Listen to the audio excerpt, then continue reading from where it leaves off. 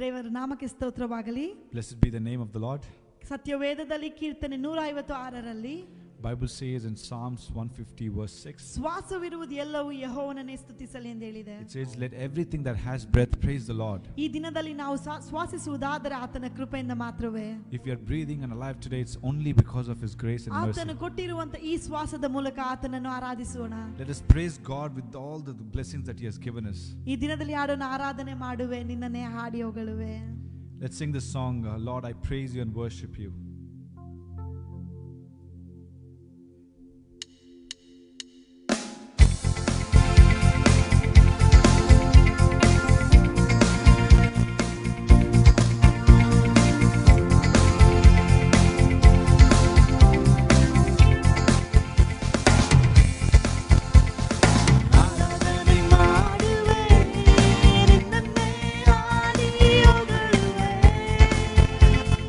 ಆರಾಧನೆ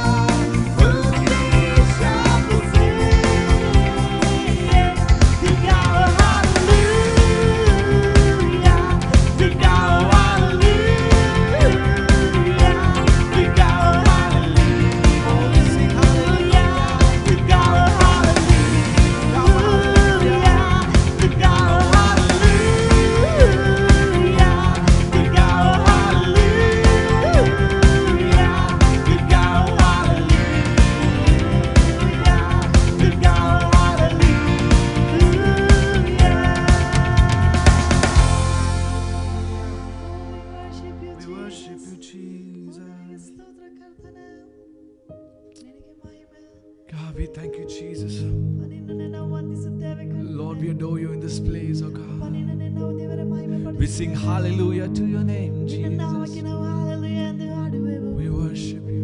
ಓ, ನಿನ್ನನ್ನೇ ಆರಾಧಿಸುತ್ತೇವೆ ಯೇಸುವೇ. Your love is amazing, ಅಪ್ಪ, God. ನಿನ್ನ ಪ್ರೀತಿಯು ಅದ್ಭುತವಾದದ್ದು Your ಕರ್ತನೇ. mercies are new every morning, ನಿನ್ನ ಕೃಪೆಯು Jesus. ಪ್ರತಿದಿನವೂ ಹೊಸದಾಗಿದೆ ಯೇಸುವೇ. Church, let's sing this song. Let's declare it. Let's tell him that God is good. ಓ ದೇವನೇ ಒಳ್ಳೆಯವನು. Thank you, Jesus. Yes, Lord. Amazing love that welcomes me.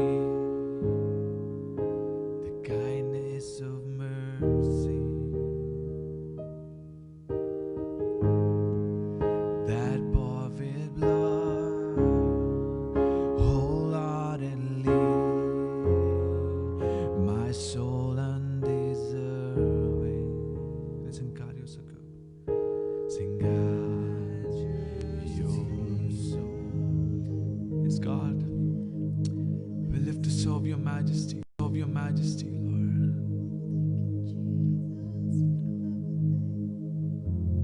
We adore you in this place, King Jesus. Lord, we believe in your nature, O God. Yesappa, ನಿನ್ನ ಸ್ವರೂಪದಲ್ಲಿ ನಾವು ನಂಬಿಕೆ ಇಡುತ್ತೇವೆ ಕರ್ತನೇ. Lord, we believe in your goodness, Jesus. ದೇವರೇ, ನಿನ್ನ ಒಳ್ಳೆಯತನದಲ್ಲಿ ನಾವು ನಂಬಿಕೆ ಇಟ್ಟಿದ್ದೇವೆ ಕರ್ತನೇ. There is no one in this world, O God, who is as good as you, ಈ Lord. ಲೋಕದಲ್ಲಿ ನಿನ್ನಂತೆ ಯಾರು ಒಳ್ಳೆಯವರಿಲ್ಲ ರಾಜನೇ. What amazing love that you have poured out on us, ಅಪ್ಪ, ನಿನ್ನ ಒಂದು Jesus. ಅದ್ಭುತವಾಗಿರುವ ಪ್ರೀತಿ ನಮ್ಮ ಮೇಲೆ ಸುರಿಸುವುದಕ್ಕಾಗಿ And that's why, Lord, we pledge our lives, God, to serve you. ಅದಕ್ಕಾಗಿ ನಮ್ಮ ಜೀವಿತವನ್ನು ನಿನ್ನ ಕಾರ್ಯದಲ್ಲಿ ಇಡುತ್ತಾ ನಿನ್ನನ್ನೇ ನಾವು ಸೇವಿಸುತ್ತೇವೆ. We worship you in this place, King ನಿನ್ನನ್ನೇ Jesus. ನಾವು ಆರಾಧಿಸುತ್ತೇವೆ Come on, ಯೇಸುವೇ. church, just take this moment and just connect with Jesus. ಆತನೊಂದಿಗೆ ಒಂದು ಸಂಪರ್ಕದಲ್ಲಿ Just sing it out, God. We love you in this place. ಯೇಸುವೇ, ನಿನ್ನನ್ನೇ ನಾವು ಪ್ರೀತಿ We ಮಾಡುತ್ತೇವೆ. live to serve your majesty. ನಿನ್ನ ಒಂದು ಯೇಸುವೇ ಘನತೆಯನ್ನು ನಾವು ದೇವರ ಸ್ಪರ್ಶಿಸುತ್ತೇವೆ. For the last time, church, your majesty, I can't but bow.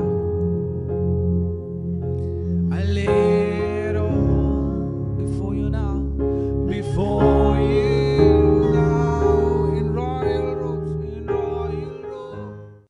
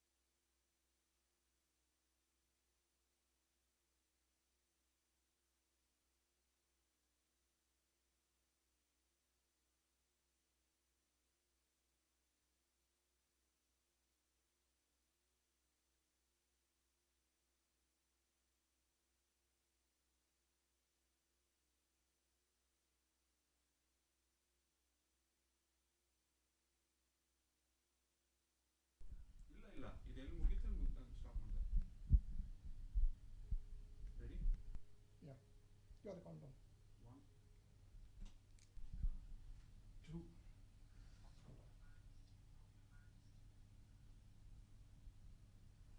Prashant, 1. Ready. 2, 3. Nice. Praise the Lord and good morning, church. ಶುಭ ಮುಂಜಾನೆ ಮತ್ತು ದೇವರ ನಾಮಕ್ಕೆ ಸ್ತೋತ್ರವಾಗಲಿ ಸಭೆಯೇ. The word of God says that you are a chosen generation. ದೇವರ ವಾಕ್ಯ ಹೇಳುತ್ತದೆ ನೀವು ಆರಿಸಲ್ಪಟ್ಟಿರುವಂತ ಜನಾಂಗವಾಗಿದ್ದೀರಾ ಎಂದು. God has always had a people whom he wanted to call his own. ದೇವರಿಗೆ ಒಂದು ಜನಾಂಗವಿದ್ದಿತ್ತು. ಆ ಜನಾಂಗವನ್ನು ದೇವರು ತನ್ನ ಸ್ವಂತವರಾಗಿ ಕರೆಯಲು ಇಷ್ಟಪಡುವನಾಗಿದ್ದನು. who belong to God, ಅವರು ದೇವರಿಗೆ ಸೇರಿದವರಾಗಿದ್ದರು, who are chosen by Him, ಅವರ ದೇವರಿಂದ ಆರಿಸಲ್ಪಟ್ಟವರಾಗಿದ್ದರು. not just created in His image, ಖಾಲಿ ಅವರ ದೇವರ ಸ್ವರೂಪದಲ್ಲಿ ಮಾತ್ರ ಸೃಷ್ಟಿ ಮಾಡದೆ, but cared by Him, ಆತನಿಂದ ಅವರು ಕೇರ್ ಮಾಡಲ್ಪಟ್ಟರು, loved by Him, ಆತನಿಂದ ಪ್ರೀತಿಸಲ್ಪಟ್ಟರು, used by Him. ಆತನಿಂದ ಉಪಯೋಗಿಸಲ್ಪಟ್ಟರು. In the Old Testament, we see that God had Israel as His chosen people. ನಾವು ಹಳೆಯ ಒಡಂಬಡಿಕೆ ನೋಡುವುದಾದರೆ ಇಸ್ರಾಯೇಲ್ ಜನರನ್ನು ದೇವರು ತನ್ನ ಜನರಾಗಿ ಆರಿಸಲ್ಪಟ್ಟರು. We see when they had a famine in their land, God takes them out of Canaan and brings them to Egypt so that He could take care of them.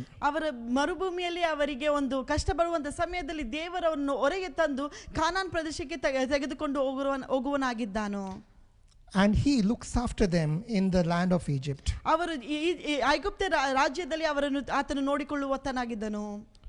Many of us are in a different land today because God has brought us here. ನಾವು ಈ ದಿನದಲ್ಲಿ ನಾವೆಲ್ಲ ಪ್ರತಿ ಜನರು ಒಂದೊಂದು ದೇಶಗಳಲ್ಲಿದ್ದೇವೆ, ಯಾಕಂದ್ರೆ ದೇವರು ನಮ್ಮನ್ನು ಈ ಒಂದು ಸ್ಥಳಕ್ಕೆ ಕರೆದುಕೊಂಡು ಬಂದವನಾಗಿದ್ದಾನೆ. But God has not brought us here only to earn an income. ದೇವರು ನಮ್ಮನ್ನು ಇಲ್ಲಿ ಕರೆದುಕೊಂಡು ಬಂದಿರುವುದು ಖಾಲಿ ನಾವು ಹಣಕಾಸು ಮಾಡುವುದಕ್ಕಾಗಿ ಮಾತ್ರವಲ್ಲ. We need to understand the purposes of God in our lives. ದೇವರು ನಮ್ಮ ಜೀವಿತದಲ್ಲಿ ಇಟ್ಟಿರುವಂತ ಉದ್ದೇಶವನ್ನು ನಾವು ತಿಳಿದುಕೊಳ್ಳಬೇಕಾಗಿದೆ. We are different from the people of the world. ನಾವು ಲೋಕ ಜನರಿಗಿಂತ ನಾವು ವ್ಯತ್ಯಾಸವುಳ್ಳ ಜನರಾಗಿರಬೇಕು. God has called us, even God has chosen us before the foundations of the world were laid, says the word of God. ಆಕಾಶ ಭೂಮಿ ಉಂಟಾಗುತ್ತಿದ್ದ ಮುಂಚಿತವಾಗಿ ದೇವರು ನಮ್ಮನ್ನು ಹೆಸರಿಟ್ಟು ಕರೆದಾತವನಾಗಿದ್ದಾನೆ. And unless you find out the purpose for your life, and unless you begin to live for that purpose, your life is just meaningless. ನಿಮ್ಮ ಜೀವಿತದ ಉದ್ದೇಶವೇನು ಎಂದು ನೀವು ತಿಳಿದುಕೊಂಡು ಅದಕ್ಕಾಗಿ ನೀವು ಜೀವಿಸುವವರೆಗೂ ನಿಮ್ಮ ಜೀವಿತವು ಅದು ವ್ಯರ್ಥವಾಗಿರುವಂತ ಜೀವಿತವಾಗಿರುತ್ತದೆ. The people of Israel who went down to Egypt had such a life they lived. Israel ಜನರು ಐಗುಪ್ತದಲ್ಲಿ ಇರಬೇಕಾದ್ರೆ ಅವರು ಬೇಡದಿರುವಂತ ಒಂದು ಜೀವನವನ್ನು ನಡೆಸಿದರು. They forgot that God had brought them to take care of them during a famine. ಅವರು ಮರೆತು ಹೋದರು ದೇವರು ಅಲ್ಲಿ ಕರೆದುಕೊಂಡು ಬಂದದ್ದು ಅವರನ್ನು ನೋಡಿಕೊಳ್ಳುವುದಕ್ಕಾಗಿ ಎಂದು. And they settled down in Egypt. ಅವರು ಐಗುಪ್ತ ಪಟ್ಟಣದಲ್ಲೇ ಅವರು ಸೆಟಲ್ ಆದರು.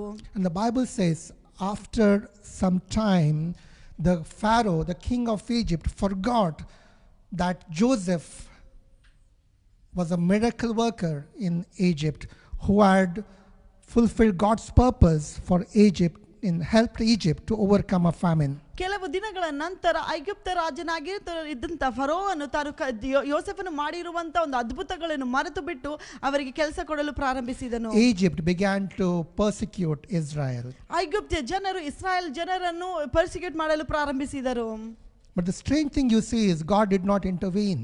ಅಲ್ಲಿ ನಾವು ನೋಡುವುದಾದರೆ ಆ ಮಧ್ಯದಲ್ಲಿ ದೇವರು ಅಲ್ಲಿ ಕಾಣಿಸಿಕೊಳ್ಳಲಿಲ್ಲ.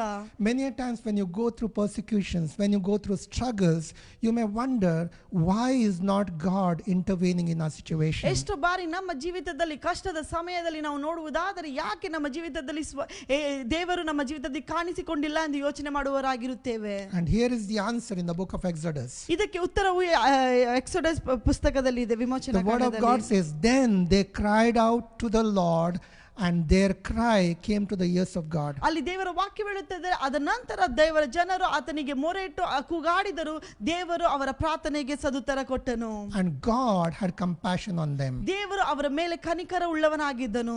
It's not what God sees that is important, it's what God hears that is important. ದೇವರು ಯಾವುದನ್ನು ನೋಡುತ್ತಾನೋ ಅದು ಮುಖ್ಯವಲ್ಲ, ದೇವರು ಯಾವುದನ್ನು ಕೇಳುತ್ತಾನೋ ಅದು ತುಂಬಾ ಮುಖ್ಯವಾಗಿರುತ್ತದೆ. God sees everything that is happening on the face of the earth. ಲೋಕದಲ್ಲಿ ನಡೆಯುವಂತ ಪ್ರತಿಯೊಂದು ಕಾರ್ಯವನ್ನು ದೇವರು ನೋಡುವತನ. But his answer comes to the cry of his people. ಆದರೆ ಆತನ ಉತ್ತರ ಬರುವುದು ತನ್ನ ಜನರ ಒಂದು ಗೋಳಾಡುವಿಕೆಗಾಗಿ. Don't rest assured that God is seeing your condition. ನೀವು ದೇವರು ನಮ್ಮ ಪರಿಸ್ಥಿತಿಯನ್ನು ನೋಡುತ್ತಾ ಇದ್ದಾನೆ ಎಂದು ನೀವು ಅದರ ಮೇಲೆ ಆತುಕೊಳ್ಳಬೇಡಿರಿ. Don't take it for granted that God he sees everything that is happening in your life. ದೇವರಿಗೆ ಚೆನ್ನಾಗಿ ಗೊತ್ತಿದೆ ನನ್ನ ಜೀವಿತದಲ್ಲಿ ಏನೇನು ನಡೀತಾ ಇದ್ದಾನೆ, ಆತನು ನೋಡಿಕೊಳ್ಳುತ್ತಾನೆ ಎಂದು ನೀವು ಸಾಧಾರಣವಾಗಿ ಇರಬೇಡಿರಿ.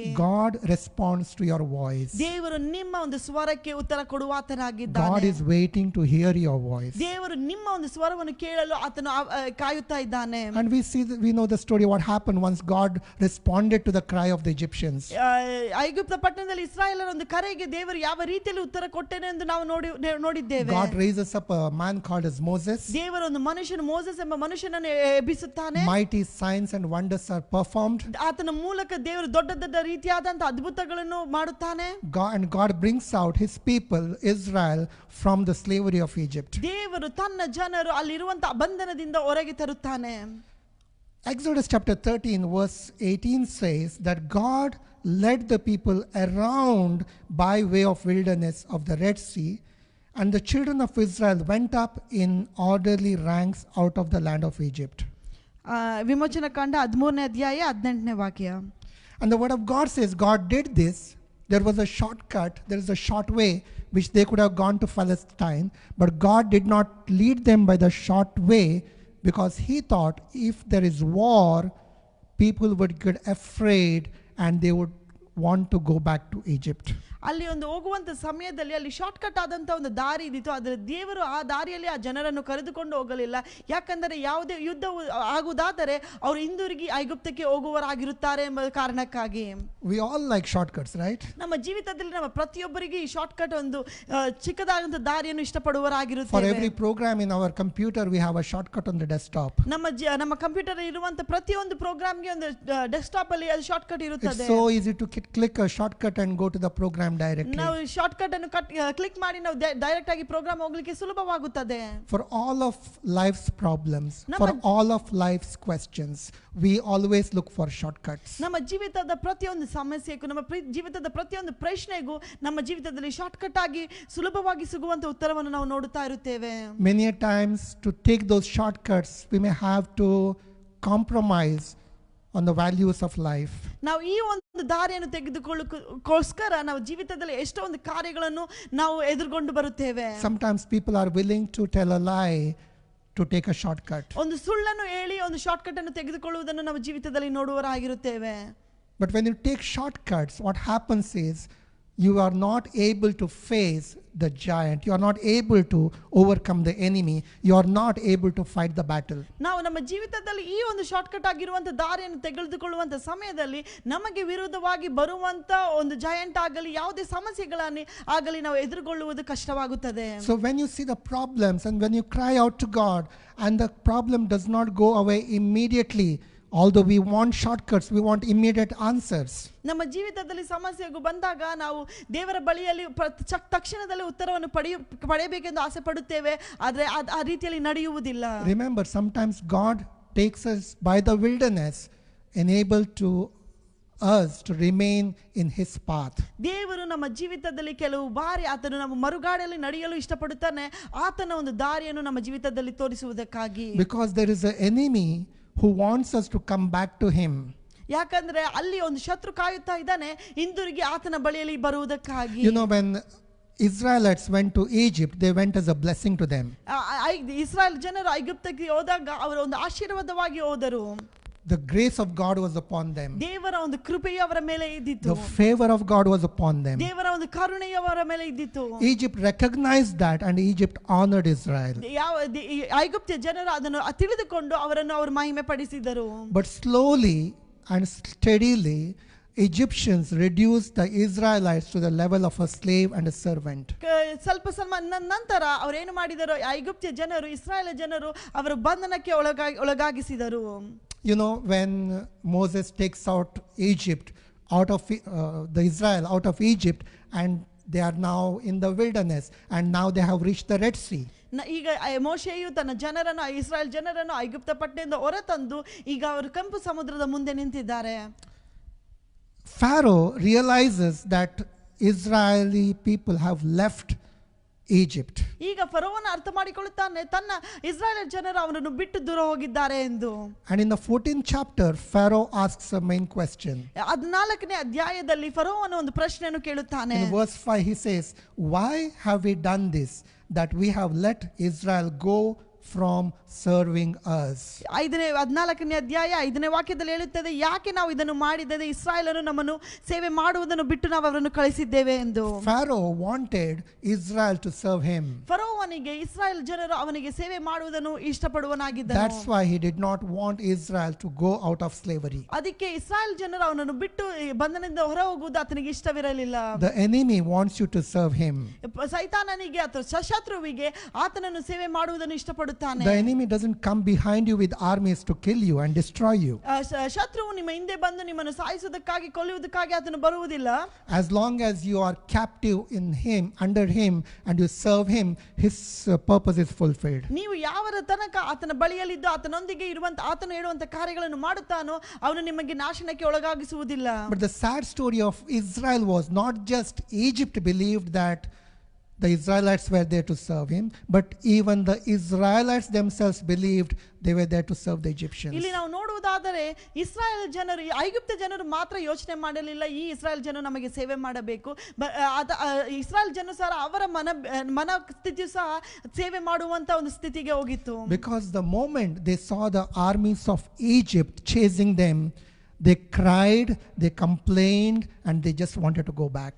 ಈ ಐಗುಪ್ತ ಜನರು ಹಿಂಬಾಲಿಸಿಕೊಂಡು ಬರುವುದನ್ನು ನೋಡಿದಂತ ಇಸ್ರಾಯೇಲ್ ಜನರು ಅವರು ಗೋಲಾಡಲು, ಅವರು ದೂರ ಹೇಳಲು, ಹಿಂದಿರುಗಿ ಹೋಗಲು ಪ್ರಾರಂಭಿಸಿದರು. When the pangs of hunger hit them, they just remembered the onions and garlic of Egypt. ಅವರಿಗೆ ಹೊಟ್ಟೆ ಹಸಿವು ಬಂದಂತ ಸಮಯದಲ್ಲಿ ಅವರು ಸಿಗುವಂತ ಒಂದು ಈರುಳ್ಳಿ ಮತ್ತು ಬೆಳ್ಳುಳ್ಳಿ ಐಗುಪ್ತದಲ್ಲಿ ಸಿಗುವಂತದನ್ನು ಅವರು ಯೋಚನೆ ಮಾಡಿದರು. The people who are created to eat the food of the kings now desired the food of the servants and slaves. ಈ ರಾಜರಿಗೆ ಕೊಡುವಂತ ಊಟವನ್ನು ಇಷ್ಟಪಡುವಂತ ಜನರು ಈಗ ಆಳುಗಳಿಗೆ ಕೊಡುವಂತ ಊಟಕ್ಕಾಗಿ ಅವರು ಕಾಯುತ್ತಾರೆ. Church, remember one thing: God wants you to deliver out of bondage and lead you up to freedom.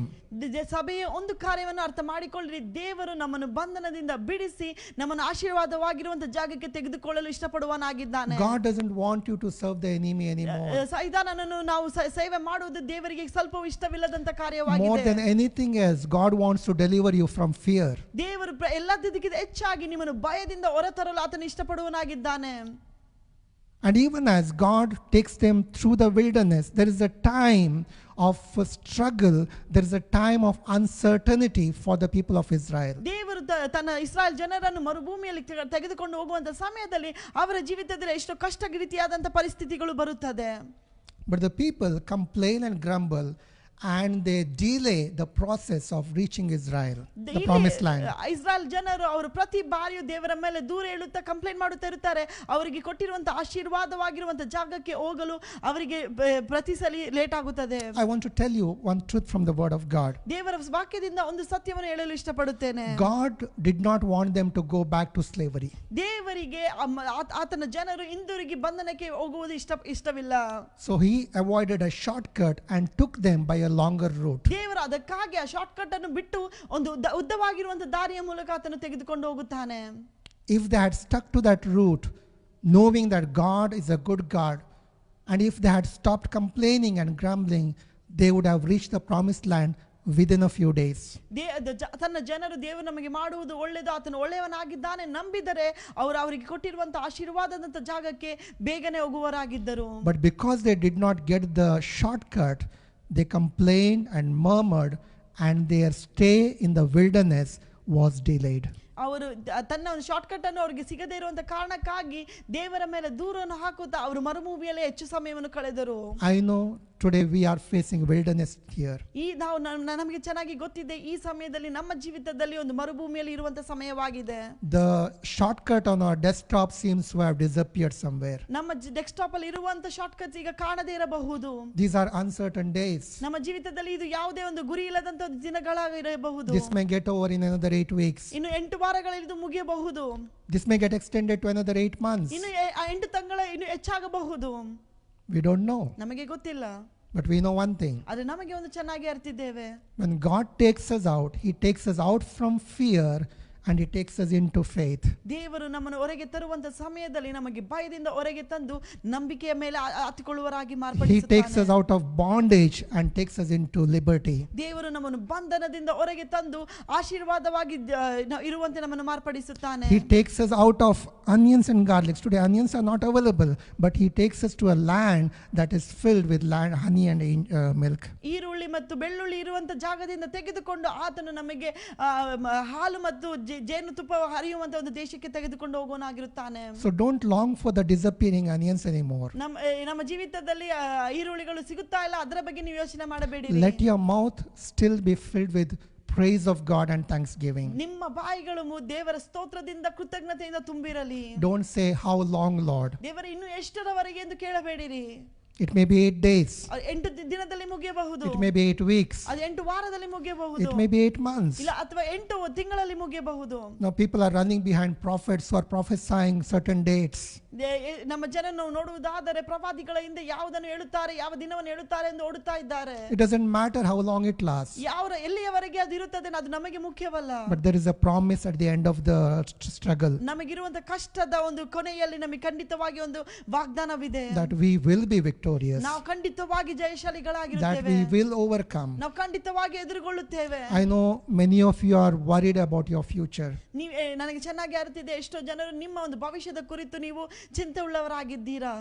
Some people are worried you may lose your job next month. ಎಷ್ಟೋ ಜನರು ನಮಗೆ ಬರುವಂತ ತಿಂಗಳಲ್ಲಿ ನಮ್ಮ ಕೆಲಸ ಹೋಗಬಹುದು ಎಂದು ನಿಮ್ಮ ಯೋಚನೆ ಆಗಿರಬಹುದು. Some may get reduced salaries. ನಿಮ್ಮ ಒಂದು ಸ್ಯಾಲರಿ ಅದು ಕಮ್ಮಿ ಆಗಬಹುದು. You know, these are things that we face in life. ಈ ಒಂದು ಕಾರ್ಯಗಳು ನಮ್ಮ ಜೀವಿತದಲ್ಲಿ ಬರುವಂತದ್ದೇ. Remember, even as Moses brought them to the Red Sea, ಈ ಒಂದು ಕಾರ್ಯವನ್ನು ನೆನಪಿಗೆ ತೆಗೆದುಕೊಳ್ಳಿರಿ. ಮೋಶೆಯು ತನ್ನ ಜನರನ್ನು ಈ ಒಂದು ಕೆಂಪು ಸಮುದ್ರದ ಮುಂದೆ ತೆಗೆದುಕೊಂಡು ಬಂದಂತ ಸಮಯದಲ್ಲಿ there is enemy behind them rushing at them, ಅವರ ಶತ್ರುವು ಅವರ ಹಿಂದೆಯೂ ಅಟ್ಟಾಡಿಸುತ್ತಾ ಬರುತ್ತಾ and ಇದ್ದಾನೆ. there is a raging sea in front of them that can drown them. ಅಲ್ಲಿ ಅವರ ಮುಂದೆಯೂ ಒಂದು ಕೆಂಪು ಸಮುದ್ರವಿದ್ದಿತ್ತು, ಅದನ್ನು ಅವರನ್ನು ಮುಳುಗಿಸಬಹುದಾಗಿತ್ತು. And God performs a mighty miracle through the hand of Moses. ಈ ಒಂದು ಜಾಗದಲ್ಲಿ ದೇವರು ಮೋಶೆಯ ಮೂಲಕ ಒಂದು ಅದ್ಭುತವಾಗಿರುವಂತ ಕಾರ್ಯವನ್ನು ಮಾಡುತ್ತಾನೆ. The Red Sea is parted. ಅಲ್ಲಿ ಒಂದು ಕೆಂಪು ಸಮುದ್ರವಾದ ವಿಭಾಗವಾಯಿತು. But if you look at the Bible, that it says the water stood up as walls on both sides of them. ನಾವು ದೇವರ ವಾಕ್ಯವನ್ನು ನೋಡುವುದಾದರೆ ಈ ಒಂದು ಕೆಂಪು ಸಮುದ್ರವದು ಒಂದು ಗೋಡೆಯ ನೀತಿಯಲ್ಲಿ ಎರಡು ನಿಂತಾಗಿತ್ತು. Yes, Moses performed a great miracle. ಹೌದು, ಮೋಶೆಯು ಖಂಡಿತವಾಗಿ ಒಂದು ಉತ್ತಮವಾಗಿರುವಂತಹ ಒಂದು ಸೂಚನೆ ಕಾರ್ಯವನ್ನು ಮಾಡಿದನು. Even as the Red Sea parted, ಈ ಒಂದು ಕೆಂಪು ಸಮುದ್ರವು ವಿಭಾಗವಾಗಿದ್ದ ನಂತರವೂ ಸಹ you know, water was on the right side and water was to the left side. ನೀರು ಬಲಗಡೆಯಲ್ಲೂ ಎಡಗಡೆಯಲ್ಲೂ ಇದ್ದಿತ್ತು. And it was standing like walls. ಅದು ಒಂದು ಗೋಡೆಯ ರೀತಿಯಲ್ಲಿ ನಿಂತುಕೊಂಡಿದ್ದವು. How many people would be happy and willing to walk through that way which is created in the middle of the sea?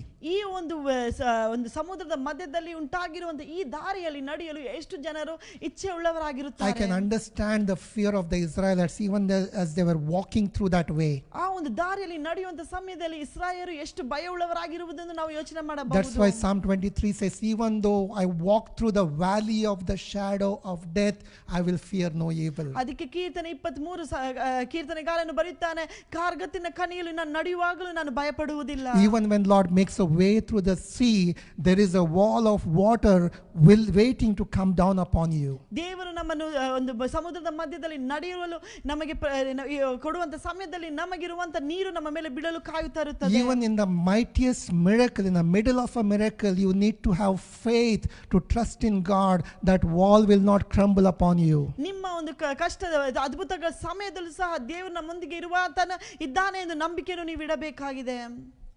But God led them through that water. ದೇವರು ಆ ಒಂದು ಸಮುದ್ರದ ಮಧ್ಯದಲ್ಲಿ ಅವರನ್ನು ನಡೆಸುತ್ತಾನೆ. The waves covered the Egyptians. ಈ ಒಂದು ಅಲೆಗಳು ಐಗುಪ್ತ ಜನರ ಅದನ್ನು ಮುಚ್ಚುತ್ತದೆ. But saved the Israelites. ಆದರೆ ಇಸ್ರಾಯೇಲ್ ಜನರನ್ನು ರಕ್ಷಿಸುತ್ತದೆ. That's why whatever happens in the world, ಲೋಕದಲ್ಲಿ ಏನೇ ನಡೆದರೂ ಸಹ, you know, it's faith and trust on a loving God that will keep us calm. ಈ ನಮ್ಮ ದೇವರ ಮೇಲೆ ಇಟ್ಟಿರುವಂತ ನಂಬಿಕೆಯು ಮತ್ತು ನಿರೀಕ್ಷೆಯು ನಮ್ಮ ಜೀವಿತವನ್ನು ಅದು ಸಾಧಾರಣವಾಗಿ ಮೌನದಲ್ಲಿ ಇಡುತ್ತದೆ. I want to read you one verse from the book of Philippians. ಫಿಲಿಪಿಯರಿಂದ ನಾನು ಒಂದು ವಾಕ್ಯವನ್ನು ಓದಲು ಇಷ್ಟಪಡುತ್ತೇನೆ. Philippians chapter 1 verse 27 and 28. It says, "Only let your conduct be worthy of the gospel of Christ, so that whether I come and see you or am absent, I may hear of your affairs, that you stand fast in one spirit, with one mind, striving together for the faith of the gospel, and not in any way terrified by your adversaries, which is to them a proof of perdition, but to you of salvation, and that from God. Paul is speaking of two things here. ಇಲ್ಲಿ ಪೌಲನು ಎರಡು ಕಾರ್ಯದ ಕುರಿತು ಮಾತನಾಡುತ್ತಾ ಇದ್ದಾನೆ. That you stand in one spirit ನೀವು ಒಂದೇ ಒಂದು ಆತ್ಮ ಭರಿತರಾಗಿರಿ ಎಂದು, for the faith. ನಂಬಿಕೆಯ ಮೂಲಕ. And second one, ಎರಡನೇ ಕಾರ್ಯ, that you not be terrified by your adversary. ನೀವು ನಿಮ್ಮ ಸುತ್ತಲೂ ನಡೆಯುವಂತ ಕಾರ್ಯಗಳ ಮೇಲೆ ಭಯಗೊಳ್ಳಬೇಡಿರಿ ಎಂದು. That you are not filled with fear of any kind. ಯಾವುದೇ ರೀತಿಯಾದ ಭಯದಿಂದ ತುಂಬಿಕೊಳ್ಳಬೇಡಿರಿ. And Paul says when these two things happen, ಈ ಎರಡು ಕಾರ್ಯಗಳು ನಿಮ್ಮ ಜೀವಿತದಲ್ಲಿ ನಡೆಯುವಂತ one, ಸಮಯದಲ್ಲಿ, you are standing in unity of faith. ನೀವು ನಂಬಿಕೆ ಮೂಲಕ ಒಂದೇ ಆತ್ಮದಿಂದ ನಿಲ್ಲುವಂತ Second ಸಮಯದಲ್ಲಿ, one, you do not display any kind of fear. ಎರಡನೇದು ಯಾವುದೇ ಒಂದು ಭಯವನ್ನು ನಿಮ್ಮ ಜೀವಿತದಲ್ಲಿ ಇಲ್ಲದೆ ಇರುವಂತ These two ಸಮಯದಲ್ಲಿ, things are a proof to the enemy that his end has come. ಈ ಒಂದು ಕಾರ್ಯವು, ಈ ಎರಡು ಕಾರ್ಯಗಳು ಶತ್ರುವಿಗೆ ತೋರಿಸುವುದು ಏನೆಂದರೆ ಆತನ ಒಂದು ಅಂತ್ಯವು ಬಂದಿದೆ, And your salvation has come. ನಿಮ್ಮ ಒಂದು ನಿರೀಕ್ಷೆಯು, ನಿಮ್ಮ ಒಂದು ರಕ್ಷಣೆಯು That's ಬಂದಿದೆ. why Moses is telling the people of Israel at the beach of the Red Sea, ಅದಕ್ಕಾಗಿಯೇ ಮೋಶೆಯು ತನ್ನ ಜನರಿಗೆ ಕೆಂಪು ಸಮುದ್ರ ಮುಂದೆ ಹೇಳುವಂತ ಕಾರ್ಯವು ಇದಾಗಿದೆ. fear not and stand still and see the salvation of God. ಹೆದರಬೇಡಿ, ಮೌನವಾಗಿ ನಿಂತು ದೇವರು ಮಾಡುವಂತ ಅದ್ಭುತ ಕಾರ್ಯವನ್ನು ನೋಡಿರಿ. Today you and I don't have a choice. ಈ ದಿನದಲ್ಲಿ ನಮಗೂ ನಿಮಗೂ ಯಾವ ಒಂದು ಚಾಯ್ಸ್ ಇಲ್ಲ. You know, the word of God says, go to your inner room, ದೇವರ ವಾಕ್ಯ ಹೇಳುತ್ತದೆ, ನಿಮ್ಮ ಒಂದು ಒಳಗಿರುವ ಕೋಣೆಗೆ ಹೋಗಿರಿ, close the door ಬಾಗಿಲನ್ನು ಮುಚ್ಚಿರಿ, and seek God ದೇವರನ್ನು ನೋಡಿರಿ, and pray to God. ಆತನ ಬಳಿಯಲ್ಲಿ ಪ್ರಾರ್ಥನೆ ಮಾಡಿರಿ. Even your government is telling you the same thing today. ನಾವು ಈ ದಿನದಲ್ಲಿ ನೋಡುವುದಾದ್ರೆ ಸರ್ಕಾರವು ಸಹ ಅದನ್ನೇ ಹೇಳುತ್ತದೆ, It says go inside ಒಳಗೆ ಹೋಗಿರಿ, and close the door ಬಾಗಿಲನ್ನು ಮುಚ್ಚಿರಿ, and do what? ಏನನ್ನು ಮಾಡಿರಿ? The word of God has the answer. ಅದಕ್ಕೆ ದೇವರ ವಾಕ್ಯ ಉತ್ತರವನ್ನು ಕೊಡುತ್ತದೆ. Cry out to God. ದೇವರ ಬಳಿಗೆ ಮೊರೆ ಇಡಿರಿ, Seek to God. ಆತನನ್ನು ಮೊರೆ ಇಡಿರಿ. I'm intrigued by the position Moses was in. ಈ ಮೋಶೆ ಇರುವಂತ ಒಂದು ಸ್ಥಾನವನ್ನು ನೋಡುವರಾಗಿದ್ದೇವೆ. Every time Pharaoh disobeyed God, ಪ್ರತಿ ಬಾರಿ ಫರೋವನು ದೇವರ ವಾಕ್ಯಕ್ಕೆ ವಿರುದ್ಧವಾಗಿ ಎದ್ದಂತ ಸಮಯದಲ್ಲಿ plague came upon his Egypt. ಒಂದು ಅನಾರೋಗ್ಯವು ಐಗುಪ್ತದ ಮೇಲೆ ಬಂದಿತು. Every time Pharaoh repented, ಪ್ರತಿ ಬಾರಿ ಫರೋವನು ಅದಕ್ಕಾಗಿ ಪಶ್ಚಾತ್ತಾಪ ಪಡುವಂತ the ಸಮಯದಲ್ಲಿ plague did not stop. ಆ ಒಂದು ಪರಿಸ್ಥಿತಿ ಬದಲಾಗಲಿಲ್ಲ. Moses had to go, ಮೋಶೆ ಹೋಗಬೇಕಾಗಿತ್ತು, pray to God ದೇವರ ಬಳಿ ಪ್ರಾರ್ಥನೆ ಮಾಡಬೇಕಾಗಿತ್ತು on behalf of Pharaoh, ಫರೋವನ ಬದಲಾಗಿ, and the plague stopped. ಅದ ನಂತರ ಈ ಒಂದು ಎಲ್ಲ ಕಾರ್ಯಗಳು ನಿಂತು ಹೋದವು. Remember Job? ಯೋಬನ ಕುರಿತು ನೀವು His ಯೋಚನೆ ಮಾಡಿ, friends who spoke against God, they repented. ತನ್ನ ಸ್ನೇಹಿತರು ದೇವರ ಎದುರಾಗಿ ಮಾತನಾಡಿದರು, ಅವರು ಅದಕ್ಕಾಗಿ ಪಶ್ಚಾತ್ತಾಪ ಹೊಂದರು, Nothing happened. ಯಾವುದು ಬದಲಾಗಲಿಲ್ಲ. Then Job had to pray for his friends, ಆದ ನಂತರ ಯೋಬನು ತನ್ನ ಸ್ನೇಹಿತರಿಗಾಗಿ ಪ್ರಾರ್ಥನೆ and ಮಾಡಬೇಕಾಗಿತ್ತು. God heard his prayer. ಆಗ ದೇವರು ತನ್ನ ಪ್ರಾರ್ಥನೆಯನ್ನು ಕೇಳಿದನು. Today we want the whole world to repent. ನಾವು ಈ ದಿನದಲ್ಲಿ ಪ್ರತಿಯೊಂದು ಲೋಕವೆಲ್ಲವೂ ಪಶ್ಚಾತ್ತಾಪ ಹೊಂದಬೇಕೆಂದು ಯೋಚನೆ Even ಮಾಡುವರಾಗಿದ್ದೇವೆ. if the world repents, ಲೋಕವು ಪಶ್ಚಾತ್ತಾಪ ಹೊಂದಿದರೂ ಸಹ God wants us to enter the inner room ಆದ್ರೆ ದೇವರು ನಮ್ಮನ್ನು ನಾವು ಒಳಕೋಣೆಗೆ ಹೋಗುವುದನ್ನು ಇಷ್ಟಪಡುವನಾಗಿದ್ದಾನೆ. and cry out to God, ಆತನಿಗಾಗಿ ನಾವು ಮೊರೆ ಇಡುವುದನ್ನು ಆತನು ಇಚ್ಛಿಸುತ್ತಾನೆ. so that God can bless them and heal them. ಇದರ ಮೂಲಕ ಅವರನ್ನು ಆಶೀರ್ವದಿಸೋದಕ್ಕೋಸ್ಕರವಾಗಿ, If my people who are called by my name humble themselves and pray ನನ್ನ ಜನರು ನನ್ನ ಹೆಸರಿಂದ ಕರೆಯಲ್ಪಟ್ಟವರು ತಗ್ಗಿಸಿಕೊಂಡು ಪ್ರಾರ್ಥನೆ ಮಾಡುವುದಾದರೆ, and repent, ಅದಕ್ಕಾಗಿ ಅವರು ಪಶ್ಚಾತ್ತಾಪ then God ಹೊಂದುವುದಾದರೆ, says, I will hear from heaven and heal their lands. ದೇವರಾದ ನಂತರ ಹೇಳುತ್ತಾನೆ, ನಾನು ಅವರನ್ನು ಕೇಳಿ ಅವರ ಭೂಮಿಗಳನ್ನು ನಾನು I will hear ಆಶೀರ್ವದಿಸುತ್ತೇನೆ, their prayers and I will heal their land. ನಾನು ಅವರ ಪ್ರಾರ್ಥನೆಯನ್ನು ಕೇಳಿ ನಾನು ಅವರಿಗೆ ಸ್ವಸ್ಥತೆಯನ್ನು ಉಂಟು ಮಾಡಿಸುತ್ತೇನೆ. Today, let not your fear be about your future, your salary, your health, your sickness.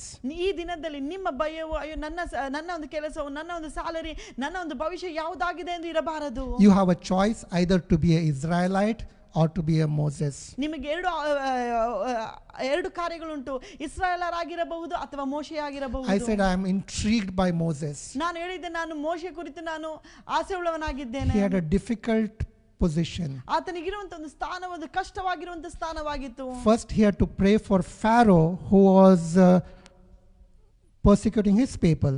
ಮೊದಲನೇದಾಗಿ ಆತನು ಫರೋನಿಗಾಗಿ ಪ್ರಾರ್ಥನೆ ಮಾಡಬೇಕಾಗಿತ್ತು. ಯಾಕೆಂದರೆ ಆತನು ಈ ಮೋಶೆಯ ಜನರನ್ನು ಆತನು ಬಂಧಿಸುತ್ತಿದ್ದ ಇದ್ದನು. Then he had to pray for his people who wanted to stone him. ಅದ ನಂತರ ತನ್ನ ಜನರಿಗಾಗಿ ಪ್ರಾರ್ಥನೆ ಮಾಡಬೇಕಾಗಿತ್ತು. ಯಾಕಂದರೆ ಅವರು ಅವನ ಮೇಲೆ ಕಲ್ಲು ಎಸೆದಾಡಲು ಪ್ರಾರಂಭಿಸಿದ್ದಕ್ಕೆ Bible says God spoke to Moses face to face as one speaks to a friend. ಈ ದೇವರ ವಾಕ್ಯ ಹೇಳುತ್ತಿದ್ದೇನೆ, ಯಾವ ರೀತಿ ಒಂದು ಸ್ನೇಹಿತರು ತನ್ನ ಸ್ನೇಹಿತರೊಂದಿಗೆ ಮಾತನಾಡುತ್ತಾರೋ ಅದೇ ರೀತಿಯಲ್ಲಿ ದೇವರು ಮೋಶೆಯೊಂದಿಗೆ ಮುಖಾಮುಖಿಯಾಗಿ ಮಾತನಾಡಿದನು. You can be an Israelite today. ಈ ದಿನದಲ್ಲಿ ನೀವು Israel ಜನರಾಗಿರಬಹುದು. They complained and grumbled on one shore of the Red Sea. ಅವರು ಒಂದು ಶೋರಲ್ಲಿ ನಿಂತುಕೊಂಡು ಅವರು ಅಳುತ್ತಾ ಕೊಗರಿತಾ ಅವರು ಕಂಪ್ಲೇಂಟ್ ಮಾಡುತ್ತಾ ಇದ್ದರು. And when they reached the other shore, they joined Miriam and danced with tambourines. ಅವರು ಆ ಒಂದು ಸಮುದ್ರವನ್ನು ದಾಟಿ ಬಂದ ನಂತರ ಮಿರಿಯಮೊಂದಿಗೆ ಸೇರಿ ಅವರು ಉಲ್ಲಾಸ ಪಡಲು ಪ್ರಾರಂಭಿಸಿದರು. Or you can be a Moses ಅದು ನೀವು ಮೋಶೆಯಾಗಿರಬಹುದು, who stood and prayed for Pharaoh ಅಲ್ಲಿ ನಿಂತುಕೊಂಡು ಫರೋವನಿಗಾಗಿ ಪ್ರಾರ್ಥನೆ ಮಾಡಿದಾತನಾಗಿದ್ದನು. and who stood and prayed for the Israelites. ಅದೇ ಮೋಶೆಯಲ್ಲಿ ನಿಂತುಕೊಂಡು ತನ್ನ ಇಸ್ರಾಯೇಲ್ ಜನರಿಗಾಗಿ ಆತನು ಪ್ರಾರ್ಥನೆ In ಮಾಡಿದನು. one sense, both were his enemies. ಒಂದು ರೀತಿಯಲ್ಲಿ ನಾವು ನೋಡುವುದಾದರೆ ಈ ಎರಡು ಜನರು ಸಹ ಆತನಿಗೆ ವಿರೋಧವಾಗಿ ನಿಂತರು. But he had a friend in God. ಆದರೆ ದೇವರ ಬಳಿ ಆತನು ಸ್ನೇಹಿತನಾಗಿದ್ದನು. Today, instead of being a friend of people, ಈ ದಿನದಲ್ಲಿ ಜನರಿಗೆ ನೀವು ಸ್ನೇಹಿತರಾಗಿ ಇರುವುದಕ್ಕೆ ಬದಲಾಗಿ you will pray for them. ನೀವು ಅವರಿಗಾಗಿ ಪ್ರಾರ್ಥನೆ ಮಾಡಿರಿ. Stand in the gap. ಅದಕ್ಕಾಗಿ ಒಂದು ಮಧ್ಯ ಗೋಡೆಯಲ್ಲಿ ನಿಂತುಕೊಳ್ಳಿರಿ. Repent on their behalf. ಅವರಿಗಾಗಿ ನೀವು ಪಶ್ಚಾತ್ತಾಪ ಹೊಂದಿರಿ. Cry out to God. ದೇವರ ಬಳಿಯಲ್ಲಿ ಕೂಗಾಡಿರಿ. You will be a friend of God. ನೀವು ಆವಾಗ ನೀವು ದೇವರೊಂದಿಗೆ ಸ್ನೇಹಿತರಾಗಿ Don't ಮಾರ್ಪಡುತ್ತೀರಾ. look for easy answers. ನಿಮಗೆ ಸುಲಭವಾಗಿ ಬರುವಂತ ಉತ್ತರಕ್ಕಾಗಿ ಕಾಯಬೇಡಿರಿ. Don't look for a time schedule. ನಿಮಗೆ ಒಂದು ಸಮಯಕ್ಕಾಗಿ ನೀವು ಕಾಯಬೇಡಿರಿ. If the shortcut is removed, ನಿಮ್ಮ ಜೀವಿತದಲ್ಲಿ short ಕಟ್ಗಳು ತೆಗೆಯಲ್ಪಟ್ಟಾಗ you will still reach your destiny. ಅದ ನಂತರ ಸಹ ನಿಮಗಿಟ್ಟಿರುವಂತ ಉದ್ದೇಶವನ್ನು You can do it by praising and thanking God ದೇವರನ್ನು ಆರಾಧನೆ ಮಾಡುತ್ತಾ ಆತನಿಗೆ ಕೃತಜ್ಞತೆ ಇಡುತ್ತಾ ಅದನ್ನು ನೀವು ಹೊಂದಿಕೊಳ್ಳಬಹುದು. and reach the promised land within a few weeks. ನಿಮಗೆ ಕೊಟ್ಟಿರುವಂತ ಆಶೀರ್ವಾದದಂತ ಆಗಿರುವಂತ ದೇಶವನ್ನು ಸ್ವಲ್ಪ ದಿನಗಳಲ್ಲೇ ನೀವು ನೋಡಬಹುದು. Or you can be afraid and fearful and complaining. ಅಥವಾ ನೀವು ಭಯಭೀತಿಯರಾಗಿ ಯಾವಾಗಲೂ ನೀವು ಭಯದಲ್ಲಿ ತುಂಬಿಕೊಂಡು ನೀವು ಯಾವಾಗ ಕಂಪ್ಲೇಂಟ್ ಮಾಡುತ್ತಲೇ ಇರಬಹುದು. And delayed for many months to come. ನಿಮಗೆ ಬರುವಂತ ಆಶೀರ್ವಾದಕ್ಕಾಗಿ ನೀವು ತುಂಬಾ ದಿನವೂ ಕಾಯಬೇಕಾಗುತ್ತದೆ. The Bible says if you are not filled with fear, ದೇವರ ವಾಕ್ಯ ಹೇಳುತ್ತದೆ ನೀವು ಭಯದಿಂದ ತುಂಬದೇ ಇದ್ದರೆ that is the evidence, that is the proof to the enemy ಅದು ಒಂದು ಶತ್ರುವಿಗೆ ಕೊಡುವಂತ ಒಂದು ಪ್ರೂಫ್ ಆಗಿರುತ್ತದೆ that the time of his punishment has come ಆತನಿಗೆ ಬರುವಂತ ಒಂದು ನಾಶನವು ಬಂದಿದೆ ಎಂದು. and the time of your salvation has come. ನಿಮಗೆ ಬರುವಂತ ನಿರೀಕ್ಷೆಯು ರಕ್ಷಣೆಯು ಬಂದಿದೆ ಎಂದು. So let me repeat again, fear not, ನಾನು ಮತ್ತೊಂದು ಬಾರಿ ಹೇಳುತ್ತೇನೆ, ಭಯಪಡಬೇಡಿರಿ, because God is with you. ದೇವರು ನಿಮ್ಮೊಂದಿಗೆ ಇದ್ದಾನೆ. Even though you walk through the valley of the shadow of death, ನೀವು ಕಾರ್ಗತಿನ ಕಣಿವೆಯಲ್ಲಿ ನಡೆಯುವಂತ ಸಮಯದಲ್ಲೂ you ಸಹ will fear no evil, ನೀವು ಯಾವ ಒಂದು ಕೇಡಿಗೆ ಹೆದರುವುದಿಲ್ಲ. for the rod of God is with you ಯಾಕಂದ್ರೆ ದೇವರ ಒಂದು ದೊಣ್ಣೆಯು ಕೋಲು ನಿಮ್ಮೊಂದಿಗಿದೆ. and his staff comforts you. ಆತನ ಒಂದು ಕೋಲು ನಿಮ್ಮನ್ನು ಸಂತೈಸುತ್ತದೆ. In Jesus' name. ಯೇಸುವಿನ ನಾಮದಲ್ಲಿ Be blessed, church. ಆಶೀರ್ವಾದ ಹೊಂದಿರಿ ಸಭೆಯೇ. May the favor of God be with you. ದೇವರ ಒಂದು ಕನಿಕರವು ನಿಮ್ಮ ಮೇಲೆ ಇರಲಿ. May the mind of Christ be with you. ನಿಮ್ಮ ಒಂದು ಮನಸ್ಸುಗಳು ದೇವರ ಮನಸ್ಸಾಗಿರಲಿ. Let him meet you in the inner chamber.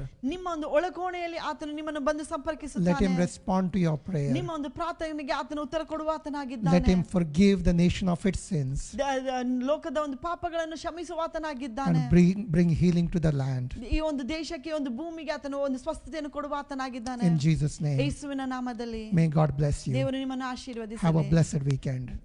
Have a blessed weekend. Amen. Amen.